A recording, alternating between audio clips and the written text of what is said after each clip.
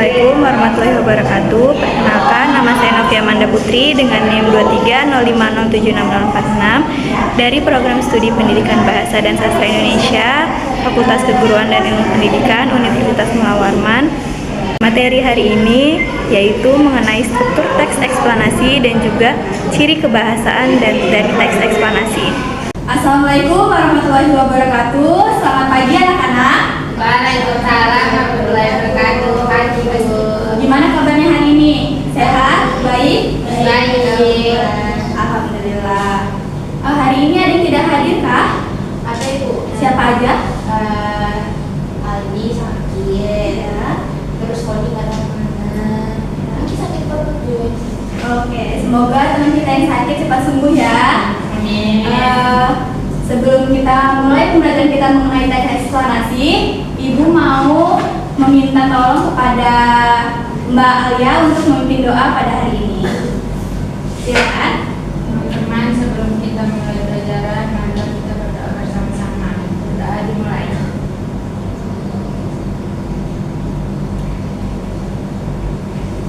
Selesai.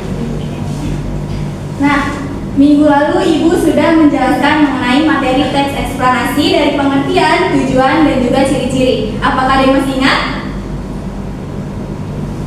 Tidak? Oke. Kalau gitu Ibu akan review singkat materi mengenai pengertian, tujuan, dan juga ciri-cirinya. Nah, jadi teks eksplanasi ini adalah teks yang berisi penjelasan mengenai suatu fenomena atau peristiwa, baik fenomena alam maupun sosial yang terjadi dalam kehidupan kita sehari-hari. Selanjutnya tujuannya yaitu memberikan pemahaman dan juga wawasan yang jelas kepada pembaca mengenai suatu fenomena. Karena itu, teks eksplanasi ini memuat penjelasan tentang proses terjadinya suatu peristiwa serta menguraikan sebab dan akibatnya. Adapun ciri-cirinya yang pertama yaitu faktual, yaitu bersifat nyata dan benar, jadi tidak boleh dikarang sama sekali. Yang kedua yaitu bersifat keilmuan, jadi teks eksplanasi ini membahas fenomena yang berhubungan dengan ilmu pengetahuan. Ciri-ciri selanjutnya yaitu informatif. Teks eksplanasi ini bertujuan untuk memberikan informasi tanpa mempengaruhi pembaca. Selanjutnya yaitu membahas hal-hal yang bersifat umum. Teks eksplanasi ini menjelaskan peristiwa yang sering kita jumpai dalam kehidupan sehari-hari. Nah, menurut kalian, untuk membuat teks eksplanasi apakah perlu memperhatikan struktur? Perlu. Ya. Jadi hari ini kita akan membahas mengenai struktur dari teks eksplanasi. Yang pertama ada pernyataan umum, yaitu bagian pembuka yang memberikan gambaran awal tentang topik atau fenomena. Tujuannya adalah memperkenalkan pembaca pada fokus dan juga pembahasan. Yang kedua yaitu deretan penjelas. Jadi di bagian deretan penjelas ini berisi penjelasan mengenai proses terjadinya fenomena secara rinci, fakta-fakta pendukung dan juga hubungan sebab akibat. Nah, penjelasan ini biasanya disusun secara kronologis agar mudah dipahami oleh pembaca. Yang selanjutnya yaitu interpretasi, yaitu bagian penutup yang memberikan pandangan atau simpulan penulis mengenai fenomena yang terjadi. Bagian ini membantu para pembaca memahami makna keseluruhan dari fenomena yang dijelaskan. Apakah sampai sini paham? Paham. Ibu akan memberikan contoh dari teks eksplanasi.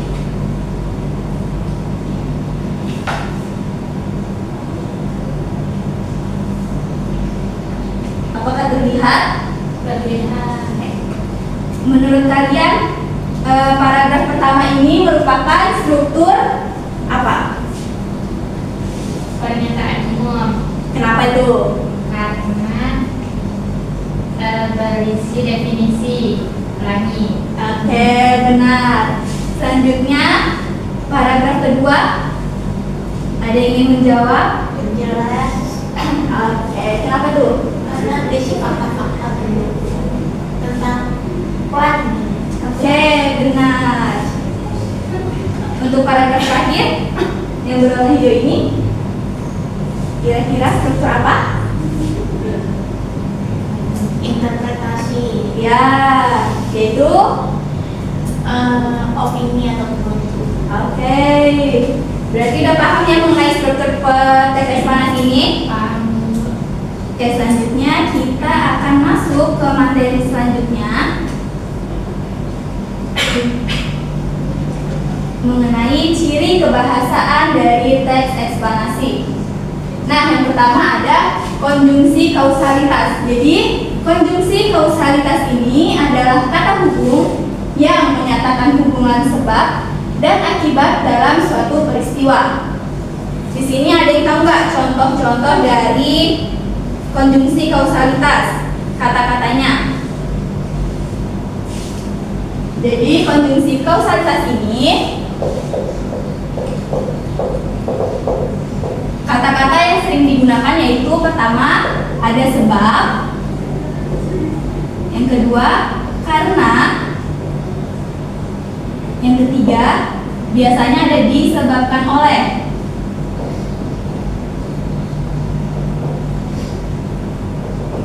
Tuh.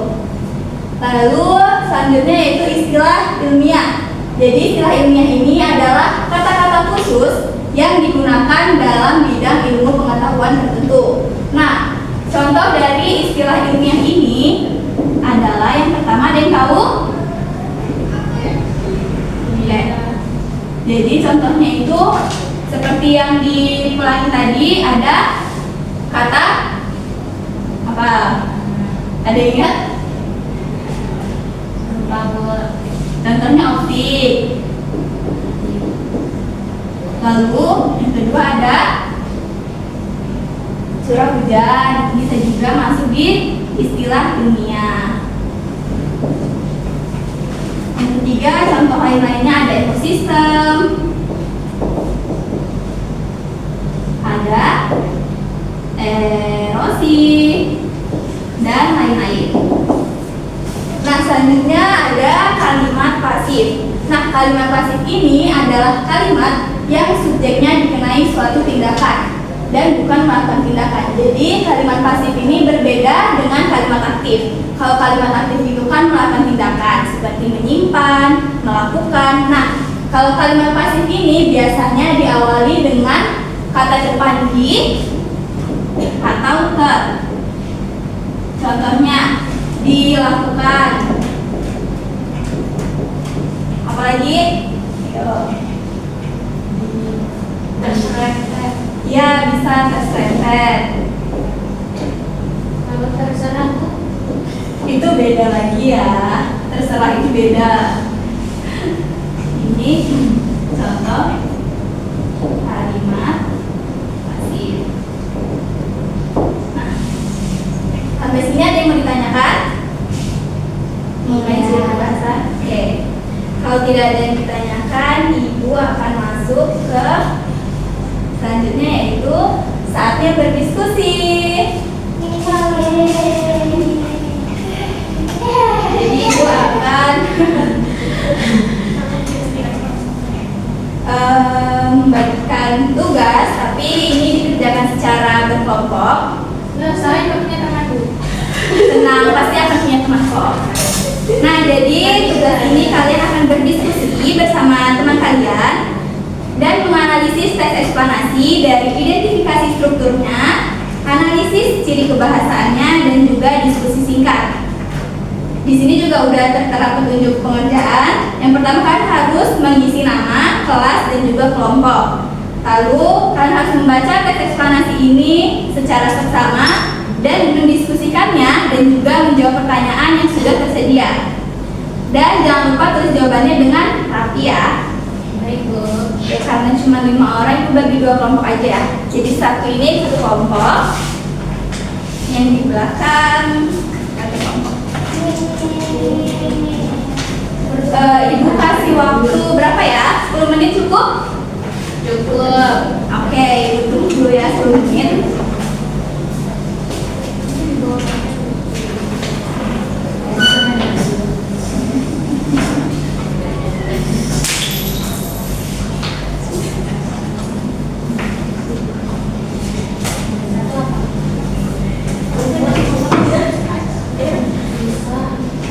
Kalau ada yang mau ditanyakan boleh ya. Ibu itu apa ibu? Ibu juga kan? Indo. Astagfirullah, maaf ya ada iklan. Gak boleh. Iya, maaf ya.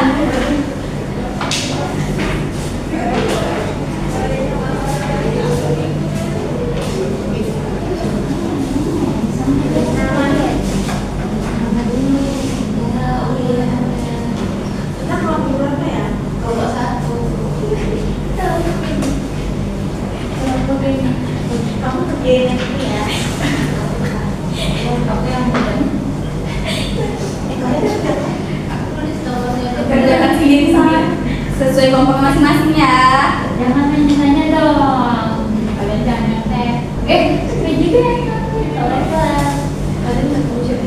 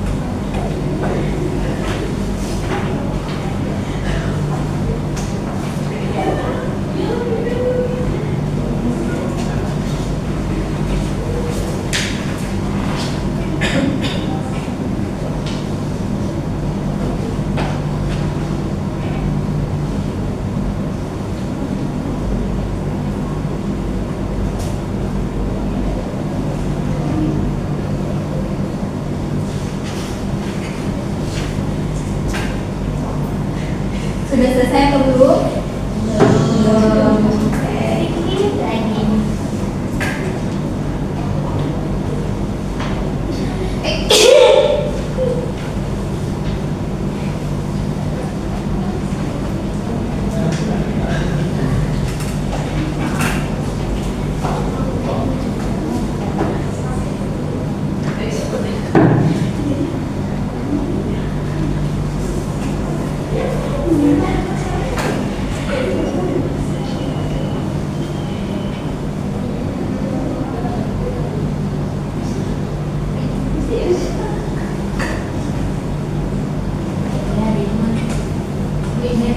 Mohon tenang ya.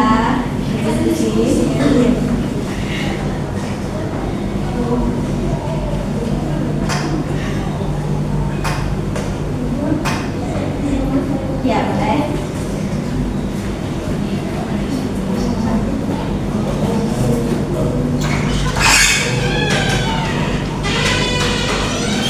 Sudah selesai? Udah. Sudah? Oke. Udah.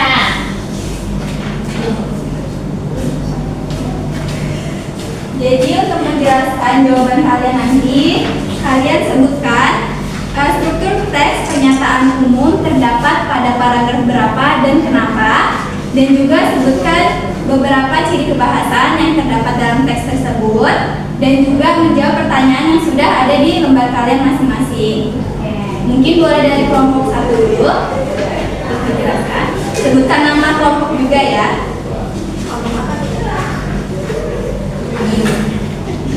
Kelompok ini. Oke, kelompok ini bikin menjawab. Oke, kelompok mana? Iya. Jadi untuk yang pertama di bagian identifikasi struktur ya Bu? Iya. Di bagian identifikasi struktur pernyataan umum itu ada di paragraf 1 yang dijawab dalam paragraf 1 itu karena menjelaskan mengenai apa itu sampah, jenis sampah dan cara mengelola sampah. Lalu di bagian deretan kedua ada di paragraf kedua karena menjelaskan mengenai bagaimana sampah bisa memberikan dampak negatif bagi lingkungan dan kesehatan manusia. Terus yang bagian terakhir adaptasi dulu di paragraf 3 karena ada dijelaskan bahwa kita sebagai makhluk sosial harus menjaga lingkungan dengan tidak membuang sampah sembarangan. Benar kan? Ya, betul. Yang selanjutnya yang kedua. Lanjut kak? Iya, lanjut. Untuk analisis ciri keparasannya itu kami temukan untuk kontribusi kausalitas atau kontribusi sebab kedua. Dalam teks itu ada disebutkan karena, sehingga, akibatnya, dan yang terakhir itu lain karena itu. Lalu yang untuk istilah ilmiahnya itu ada organik, daur ulang, anorganik, dan kompos. Lalu untuk yang pasif itu ada dibuang ke sungai, dibagi menjadi 2 jenis, lalu dibiarkan tumbuh. Oke, gitu. Yang diskusi kita itu? Iya, baca satu aja. Untuk nomor 1 diskusi kitanya itu soalnya apa perbedaan antara sampah organik dan sampah anorganik, bisa kita contohnya. Jawabannya sampah organik itu kan mudah terurai. Jadi contoh-contohnya tuh ada sisa makanan, ada daun-daun kering. Nah, sedangkan untuk anorganik itu kan biasanya sulit terurai atau lama banget buat terurai. Jadi contohnya itu mungkin kayak mikroplastik kayak plastik, botol atau kaleng-kaleng gitu. Oke, betul. Tepuk tangan dulu untuk kelompok. Selanjutnya kelompok 2, silakan. Silakan, Mbak. Kami dari kelompok Aziz. Ini kami akan menyebutkan struktur teks yang pertama yaitu pernyataan umum terdapat di paragraf pertama karena ada kalimat karena dijelaskan mengenai apa itu gerhana bulan dan menjelaskan umum tentang bagaimana terjadinya. Yang kedua yaitu deretan penjelasan terdapat di paragraf 2 dan 3 karena dijelaskan mengenai bagaimana proses terjadinya dan ciri-ciri dari gerhana bulan secara lebih detail. Yang ketiga yaitu interpretasi terdapat di paragraf 4 karena dijelaskan mengenai kesimpulan dari fenomena gerhana bulan. Terus analisis ciri kebahasaannya yang pertama yaitu konjungsi kausalitas. Contoh dalam teksnya yaitu karena dan hal ini disebabkan oleh. Kedua, istilah ilmiah seperti oposisi, orbit, ekliptika, node, atmosfer, dan spektrum cahaya. Yang ketiga yaitu kalimat pasif disebabkan oleh kemiringan orbit bulan. Diskusi singkatnya dijelaskan oleh saya. Boleh sebutin satu aja ya pertanyaannya. Di sini mengapa tidak setiap oposisi antara bulan dan matahari menyebabkan terjadinya gerhana bulan? Jadi jawabannya itu tidak semua posisi bulan dan matahari menyebabkan gerhana karena adanya kemiringan orbit bulan terhadap bidang ekliptika sehingga gerhana hanya terjadi saat berada di titik. Oke, betul. Beri tepuk tangan untuk kelompok 2, kelompok Aziz. Sampai sini berarti kalian sudah paham ya mengenai struktur teks eksplanasi dan juga ciri kebahasaan berdasarkan jawaban tadi kalian. Untuk itu selanjutnya yaitu ada yang ingin menjelaskan materi hari ini apa aja?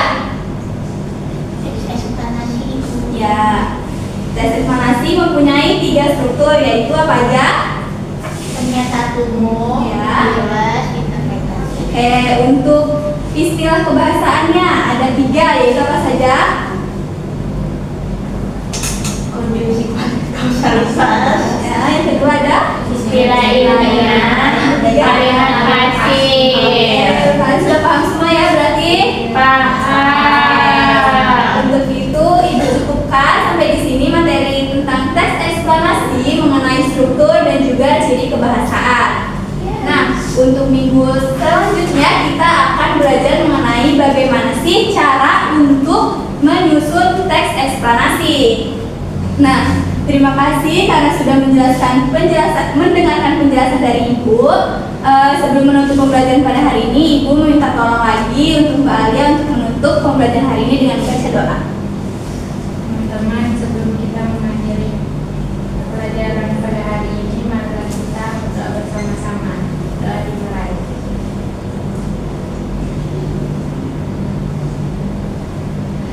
Doa selesai.